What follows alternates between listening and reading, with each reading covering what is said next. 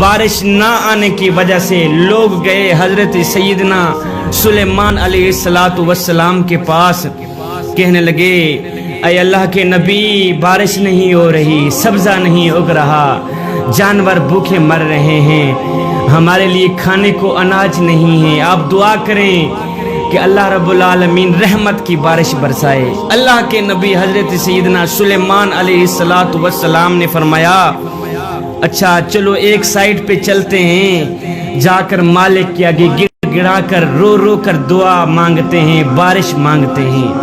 لوگ پیچھے پیچھے ہیں، حضرت سیدنا سلیمان علیہ السلام آگے آگے جا رہے ہیں۔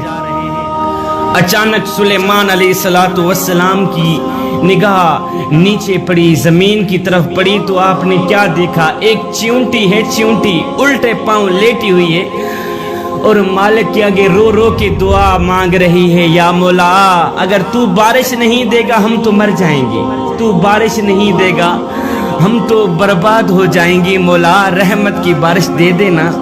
چیونٹی دعا کر رہی ہے، مولا رحمت کی بارش برسا دینا۔ نوجوانوں، جب سیدنا سلیمان علیہ السلام نے اس چیونٹی کی آواز سنی، اس چیونٹی کی دعا سنی تو آپ رو کر کہنے لگے لوگو پیچھے پلٹ جاؤ، پیچھے پلٹ جاؤ، آج کسی اور کی دعا قبول ہونے والی ہے۔